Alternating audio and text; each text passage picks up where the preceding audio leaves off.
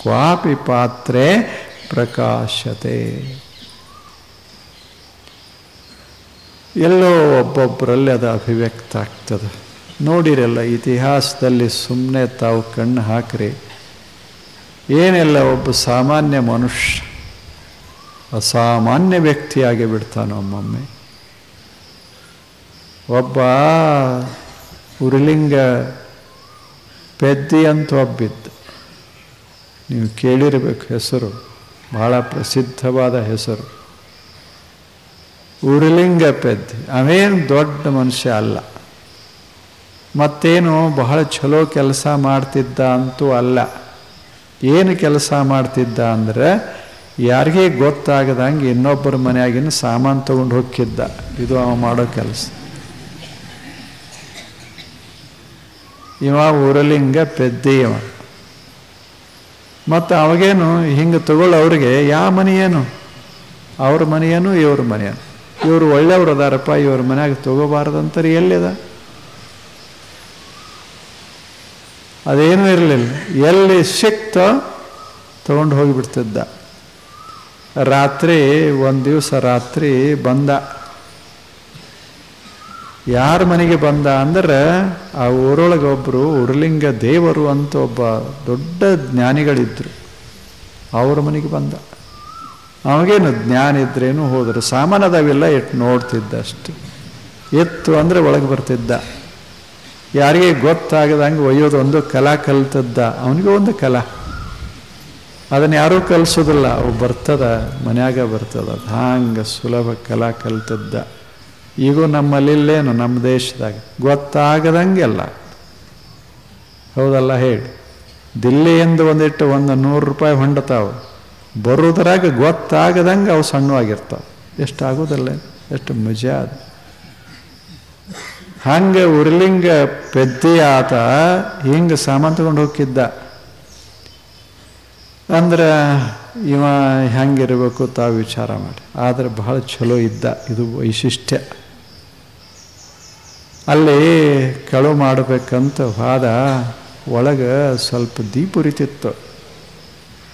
ದೀಪ ಅದು ದೀಪ ಉರಿತದ, ಅದನ್ನು ಹಂಗೆ ಸುಮ್ಮನೆ ಉರಿತದೋ ಏನು ಯಾರೇ ಅದಾರೋ ನೋಡ್ಬೇಕಂದ. ಅವಾಗ ಹಣಿಕೆ ಹಾಕಿ ನೋಡ್ದ, ಉರುಲಿಂಗ ದೇವರು ಕೂತುಕೊಂಡಿದ್ರು.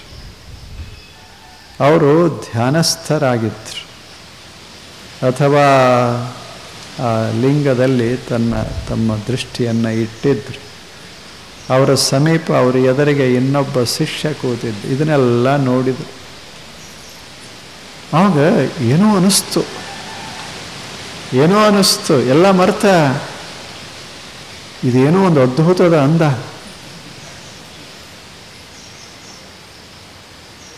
ಇದರಲ್ಲಿ ಏನೋ ಒಂದು ವಿಶೇಷ, ಇದನ್ನು ನೋಡಬೇಕು ಅಂತ ವಿಚಾರ ಮಾಡಿದ. ಹೊಳಿತೋ ಸಾಮಾನು ಒಯ್ಯೋದು ಬಿಟ್ಟ, ಇದೇನು ಇಟ್ಟಾರಲ್ಲ ಕೈಯಾಗ, ಇದನ್ನು ಒಯ್ಯಬೇಕು ಅಂತ. ಅದು ಹೆಂಗೆ? ಯಾಕಂದ್ರೆ ಇವರಿಬ್ಬರು ಇಷ್ಟು ಗುಪ್ತವಾಗಿ ಕೈಯಾಗಿ ಇಟ್ಟಾರಂದ್ರೆ ಇದೇನೋ ಅದ್ಭುತ ಇರಬೇಕು ಅಂತ. ಹೆಂಗೆ ಹೊಳಿತೋ, ಕಳ್ಳ ಕ್ವಾಪಿ ಪಾತ್ರೆ ಪ್ರಕಾಶತೆ. ಕೆಳಗಿಳಿದ, ಗುರುಗಳ ಹತ್ತಿರ ಬಂದ, ನನಗೂ ಅದನ್ನು ಕೊಡಿ ಅಂದ. ಕೊಡದಿದ್ದರೆ ನಿಮ್ಮನ್ನು ಬಿಡುದಿಲ್ಲ ಅಂದ. ಅವಾಗ ಸಾಮಾನು ತಗೊಳ್ಳೋದಕ್ಕೆ ಬೇಕಾಗಿತ್ತು ಅಷ್ಟೆ. ಮತ್ತೆ ಕೇಳ್ದ, ಇದನ್ನು ಕೊಡ್ತೀರಲ್ಲ, ಇದನ್ನು ಅದಕ್ಕೆ ಒಯ್ತಾರ? ಅವಾಗ ಗುರು ಹೇಳ್ದ, ಇದನ್ನು ತಗೊಂಡಿ ಅಂದ್ರೆ ನೀ ಬಹಳ ದೊಡ್ಡವ ಆಕ್ಕಿ ಅಂದ. ಆ ದೊಡ್ಡವ ಆಗ್ತಿ ಅಂತ ಏನು ಅಂದಲ್ಲ, ಇವ ಏನು ತಿಳ್ಕೊಂಡ, ಇದು ತಗೊಂಡ್ರೆ ನಾ ಭಾರಿ ಶ್ರೀಮಂತ ಆಗ್ತೇನೆ ಅಂತ ತಿಳ್ಕೊಂಡ, ನಾನು ದೊಡ್ಡವ ಆಗ್ಬೇಕಲ್ಲ ಅಂದ. ಹಂಗಾದ್ರೆ ಇದನ್ನು ತಗೋಬೇಕಲ್ಲ ಅಂದ್ರೆ ಅವ್ರು ಹೆಂಗೆ ಒಂದು ಲಿಂಗ ಕೊಟ್ಟರು, ಆ ಮನುಷ್ಯ ಸಂಪೂರ್ಣ ಬದಲಾಗಿ. ಲಿಂಗ ಮಧ್ಯೆ ಜಗತ್ ಸರ್ವಂ. ಅವನಿಗೆ ಈ ಲಿಂಗ ಮಹತ್ವದ್ದಾಗಲಿಲ್ಲ, ಇದೆಲ್ಲ ಕಾಣಕ್ಕೆ ಶುರುವಾಯಿತು, ಲಿಂಗವಾಗಿ ಕಾಣಕ್ಕೆ ಶುರುವಾಯಿತು. ಆಕಾಶವೇ ಹೀಗೆ ಲಿಂಗ, ಇದೊಂದು ಸಾಣದು ಇದೊಂದು ದೊಡ್ಡದು ಅನ್ಸಕ್ಕೆ ಶುರುವಾಯಿತು. ಅದರ ಮಧ್ಯೆ ನಾವು ಅದೇವಲ್ಲ ಅನ್ಸಕ್ಕೆ ಶುರುವಾಯಿತು. ಎಷ್ಟು ಬದಲಾವಣೆಗಳು ನಮಗೆ ಯಾವಾಗರೇ ಅನಿಸದ. ನಮ್ಮ ಲಿಂಗ ಬೇಕಾದಟ್ಟದಾವ, ಒಬ್ಬರಿಗೆ ಅನಿಸೋದಿಲ್ಲ. ನಾವೇನು ಮಾಡ್ತೇವೆ, ನಮ್ಮ ಲಿಂಗ ಸಾಣದು, ಅವ್ರ ಲಿಂಗ ದ್ವಾಡದು. ಅವ್ರದ್ದು ಬೆಳ್ಳಿ ಲಿಂಗ, ನಮ್ಮದು ಬಂಗಾರ ಲಿಂಗ. ಆ ಮನುಷ್ಯ ಉರಿಲಿಂಗ ಪೆದ್ದೆ ಮುಂದೆ ಎಂಥ ದೊಡ್ಡ ಜ್ಞಾನಿ ಆಗ್ತಾನ, ಅದ್ಭುತ ಜ್ಞಾನಿ ಆಗ್ತಾನ. ಎಷ್ಟು ಜ್ಞಾನಿ ಆದ ಅಂದರೆ ಆ ಗುರುಗಳು ತಮ್ಮ ಪೀಠದ ಮೇಲೆ ಇವನನ್ನು ಕೂಡಿಸಿ ಹೋದರು. ಅಷ್ಟು ಜ್ಞಾನ. ಉರಿಲಿಂಗ ಪೆದ್ದೆ ಕ್ವಾಪಿ ಪಾತ್ರೇ ಪ್ರಕಾಶತೆ. ಒಮ್ಮೇನು ತೆರಿತೋ ಮನಸ್ಸ, ಶ್ರೇಷ್ಠ ಜ್ಞಾನಿಯಾಗಿಬಿಟ್ಟು ಒಳಗೆ ತುಂಬಿತು ಭಾವ, ಲಿಂಗ ಭಾವ ತುಂಬಿತ್ತು ಒಳಗೆ, ದೇವ ಭಾವ ತುಂಬಿತ್ತು ಒಳಗೆ. ಎಷ್ಟು ಒಳಗೆ ತುಂಬಿತು ಅಂದರೆ ನಾನು ಏನದೀನಿ ಅನ್ನೋದನ್ನೇ ಮರೆತು ಬಿಟ್ಟ. ಉರ್ಲಿಂಗ ಪೆದ್ದಿ ಅಂತ. ಅವನ ವಚನಗಳನ್ನು ನೋಡಬೇಕು, ಎಷ್ಟು ಸುಂದರ ಸುಂದರ ಸುಂದರ ವಚನಗಳು. ಆದರೆ ಎಲ್ಲ ವಚನಗಳಲ್ಲಿ ಏನು ವಿದ್ವತ್ತ, ಎಂಥ ಜ್ಞಾನ, ಏನು ಅನುಭವ, ಎಲ್ಲವನ್ನ ತುಂಬಿಬಿಟ್ಟದ್ರಾಗ. ಕಳ್ಳ. ಆದರೆ ಒಮ್ಮೊಮ್ಮೆ ಹಿಂಗೆ ಆಗ್ತದೆ. ಕ್ವಾಪಿ ಪಾತ್ರೆ ಯಾವುದೋ ಒಬ್ಬ ಮನುಷ್ಯನಲ್ಲಿ ಅದು ವ್ಯಕ್ತ ಆಗಿ ಬಿಡ್ತದೆ. ಅದೊಂದು ಲಾಟ್ರಿ ಇದ್ದಂಗೆ. ಆದರೆ ಹೃದಯ ಸ್ವಚ್ಛ ಇರಬೇಕಾಗ್ತದೆ ಅಷ್ಟೆ. ಬೀಜ ಎಲ್ಲ ಕಡೆ ಬಿದ್ದರೂ ಸಹಿತ ಚಲೋ ಭೂಮಿ ಇದ್ರೆ ಸ್ವಲ್ಪ ಬೆಳೀತಿರ್ತಾವ ಅಷ್ಟೆ.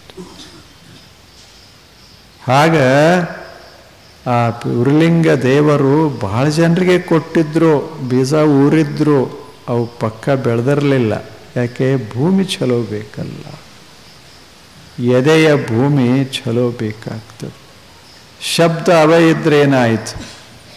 ಆದರೆ ಎಲ್ಲಿ ಶಬ್ದಗಳು ಬೀಳ್ತಾವ ಅಂಥ ಎದೆ ಶ್ರೀಮಂತಿರಬೇಕಾಗ್ತದೆ. Fertile soil is to be fertile. ಇಲ್ಲೇನು ಮಣ್ಣ ಬಹಳ ಸತ್ವಭರಿತವಾಗಿರಬೇಕಾಗ್ತದೆ. ಅಲ್ಲಿ ಒಂದಿಷ್ಟದು ಬಿತ್ತು ಅಂದರೆ ಬೆಳಕು ಶುರುವಾಗ್ತದೆ. ಅದು ನಮ್ಮ ಕೆಲಸ, ಅದು ನಮ್ಮ ಕೆಲಸ. ನಮ್ಮ ಭೂಮಿ, ನಮ್ಮ ಮನಸ್ಸಿನ ಭೂಮಿಯನ್ನು ಸ್ವಚ್ಛ ಇಟ್ಟುಕೊಂಡ್ರೆ ಅಲ್ಲಿ ಬೀಜಗಳು ತಮ್ಮಷ್ಟಕ್ಕೆ ಬೀಳ್ತಿರ್ತಾವ. ಅವು ಭಕ್ತಿಯ ಬೀಜಗಳು. ಅಲ್ಲಿ ಭಕ್ತಿ ಬೆಳೆದು ತುಂಬಾಕ್ ಶುರುವಾಗ್ತದೆ. ಹಂಗೆ ನಮ್ಮ ಮನಸ್ಸು ತಯಾರಿರಬೇಕು ಅಂತ. ಏನು ಮಾಡೋದು? ಸ್ವಚ್ಛ ಇಟ್ಕೊಳ್ಳೋದು ಅಷ್ಟೇ, ಇನ್ನೇನೂ ಮಾಡೋದಿಲ್ಲ, ಏನೂ ಮಾಡಬೇಕಾಗಿಲ್ಲ. ತಣ್ಣಗೆ ಸ್ವಚ್ಛ ಇಡೋದು, ಮುಕ್ತವಾಗಿರೋದು, ಅತೀ ಬಂಧನಗಳನ್ನು ಹಾಕಿಕೊಳ್ಳದೆ ಮನಸ್ಸನ್ನು ಸ್ವಲ್ಪ ಮುಕ್ತವಾಗಿರೋದು, ಇಡೋದು. ಕ್ವಾಪಿ ಪಾತ್ರೆ ಪ್ರಕಾಶತೆ. ಹೀಗೆ ಯಾವುದೋ ಒಬ್ಬ ವ್ಯಕ್ತಿಯಲ್ಲಿ ಇಂಥದೊಂದು ಭಕ್ತಿ, ಅಪ್ರತಿಮವಾದ ಶ್ರೇಷ್ಠವಾದ ಭಕ್ತಿ, ಆನಂದದ ಮೂಲ, ಅದು ವ್ಯಕ್ತ ಆಗ್ತದೆ. ಇದು ನೋಡಬೇಕು ನೀವು. ಎಂಥೆಂಥ ಘಟನೆಗಳು ಜಗತ್ತಿನಲ್ಲಿ ನಡೆದು ಹೋಗ್ತಾವೆ. ಸುಮ್ಮನೆ ಸಣ್ಣ ಸಣ್ಣ ಸಂಗತಿಗಳೇ ಒಬ್ಬನನ್ನು ಮಹಾತ್ಮನನ್ನಾಗೆ ಮಾಡಿಬಿಡ್ತಾವ. ಮಹಾತ್ಮನಾಗ್ತಾನ. ಬುದ್ಧನ ಕಾಲದಲ್ಲಿ ಒಂದು ಘಟನಾ ನಡೀತು. ಬುದ್ಧ ಒಂದು ವಿಹಾರದಲ್ಲಿ, ವಿಹಾರ ಅಂದರೆ ಮಾವಿನ ತೋಟಗಳು, ಆಮ್ರವನ, ಅಂಥಲ್ಲಿ ಬಂದು ವಾಸ ಮಾಡ್ತಿರ್ತಾನೆ. ಎಲ್ಲೆಲ್ಲಿ ಹೋಗ್ತಿದ್ದ ಊರಿನ ಹೊರಗೆ ಇಂಥದೇ ಒಂದು ಪರಿಸರದೊಳಗೆ, ಗಿಡ ಗಂಟಿ ಎಲ್ಲ ತುಂಬಿದ ಪರಿಸರದೊಳಗೆ ಆತ ವಾಸ ಮಾಡ್ತಿದ್ದ. ಎಲ್ಲಿ ವಾಸ ಮಾಡ್ತಿದ್ದ ಅಲ್ಲೇ 4 ಮಾತು ಹೇಳ್ತಿದ್ದ. ಬಹಳ ಸಾದಾ ಮಾತುಗಳನ್ನು ಆಡುವವ ಬುದ್ಧ. ಬಹಳ ಅದ್ಭುತ ಅಂತ ಹಿಂಗಿರಲಿಲ್ಲ, ಸಾದಾ ಬಹಳ ಸುಂದರವಾದ ಶಾಂತಿಯ ಮಾತುಗಳನ್ನು ಆಡ್ತಾ ಇದ್ದ. ಆ ಊರಲ್ಲಿ ಏನಾಗಿತ್ತು ಅಂದರೆ ಒಂದು ಮನೆತನ ಆಯಿತು. ಅವನಿಗೆ ಒಬ್ಬ ಮಗ, ಹೆಂಡತಿ ಬಹಳ ಒಳ್ಳೆಯವಳು, ಅತ್ಯಂತ ಸಾತ್ವಿಕಳು. ಮನೆಯಲ್ಲಿ ಮಗ ಬಹಳ ಬುದ್ಧಿವಂತ ಮಗ. ಅವನ ಸುಮಾರು ವಯಸ್ಸು 20 ಆಗಲಿಕ್ಕೆ ಬಂದಿತ್ತು. ಬಹಳ ಚಲೋ ಇದ್ದ, ಅಷ್ಟೇ ಸ್ಫುರದ್ರೂಪಿ, ಸಶಕ್ತ, ಬುದ್ಧಿವಂತ. ತಾಯಿ ತಂದೆಯರಿಗೆ ಅಷ್ಟು ಆನಂದ ಆಗಿತ್ತು. ಆದರೆ ಜೀವನ ಹಿಂಗೆ ಇರುವುದಿಲ್ಲಲ್ಲ. ಎಲ್ಲ ಚೆನ್ನಾಗಿರ್ತದೆ, ಆದರೆ ಏನು ಮಾಡೋದು, ಕಾಲ ಹೆಂಗೆ ಸರಿದು ಹೋಗ್ತದೆ ಅಷ್ಟೆ. ಗಾಳಿ ಬೀಸ್ತದೆ, ದೀಪಗಳ ಆರ್ತಾವ. ಎಷ್ಟು ಚಲೋ ದೀಪಗಳಿದ್ದರೆ ಏನು, ಎಷ್ಟು ಚೆನ್ನಾಗಿ ದೀಪಗಳಿದ್ದರೆ ಏನು. ಆ 3 ದೀಪದಾಗ 2 ಆರ್ದು, ತಂದಿ ಉಳಿದ 2 ದೀಪ ಹೌದು. ಅವಾಗ ಇವ ಅಂದ, ಜೀವನಕ್ಕೆ ಅರ್ಥವೇ ಇಲ್ಲ. ಏನದ ಜೀವನ? ಎಂಥ ಮಗ, ಎಂಥ ಹೆಂಡತಿ, ಏನು ಮನೆಯೊಳಗೆ ಸ್ವರ್ಗ ಉಂಟಾಗಿತ್ತು. ಎಲ್ಲ ಒಂದು ಕ್ಷಣದಾಗ ಹೋಯ್ತು. ಒಂದು ಕ್ಷಣದಾಗ ತಾಯಿನೂ ಹೆಂಡತಿನೂ ಸತ್ಲು, ಮಗನೂ ಹೋದ. ಬೆಳಕ ಬಿತ್ತು ಮನಸ್ಸಿನಾಗ. ಆತ ವಿಚಾರ ಮಾಡಿದ, ಇದೆಲ್ಲ ಜೀವನ. ಜೀವನ ಅಂದರೆ ಇದು ಅಲ್ಲ.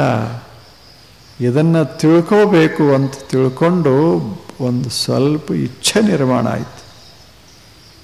ಅಷ್ಟರಲ್ಲಿ ಬುದ್ಧ ಭಗವಂತ ಬಂದಿದ್ದ ಆ ಊರಿಗೆ. ವನ ತುಂಬಿ ಜನ ಹೋಗ್ತಿದ್ರು. ಅಲ್ಲಿಗೆ ಹೋದ. ಈಗ ಮನೆ ಬರಿದಾಗ್ಯದ, ಮನಸ್ಸು ಬರಿದಾಗ್ಯದ. ಮನ್ಯಾಗ ಯಾರಿಲ್ಲ, ಮನಸ್ಸಿನಾಗೂ ಏನದ ಜೀವನ? ಶೂನ್ಯ, ಬರಿದಾದ ಜೀವನ ಅಂತ ಅಷ್ಟು ಖಿನ್ನತೆಯಿಂದ ಅಲ್ಲಿ ಹೋಗಿ ಕೂತ. ಅವನಲ್ಲಿ ಒಂದಿಷ್ಟು ಸ್ವಲ್ಪ ಹೊಳೆದತ್ತು, ಏನೋ ವಿಚಾರ ಮಾಡೋಣ, ಇದನ್ನು ಸ್ವಲ್ಪ ಕಳ್ಕೋಬೇಕಿದನ್ನು, ಏನು ಸತ್ಯ ಆದ ತಿಳ್ಕೋಬೇಕು ಅಂತೂ ಒಂದಿಷ್ಟು ಒಲವ, ದುಃಖನೂ ಅಷ್ಟೇ. ಹೋಗಿ ಬೆಳಗಿನ ವೇಳೆಗೇ ಮಾಡ್ತಿದ್ದ ಬುದ್ಧ. ಸೂರ್ಯ ಹೊರಡಬೇಕು, ಬುದ್ಧ ಆಡಬೇಕು ಮಾತು, ಹಂಗಿತ್ತವಾಗ. ಹೋಗಿ ಕೂತ್ಕೊಂಡ. ಎಲ್ಲರೂ ಕೂತಿದ್ರು.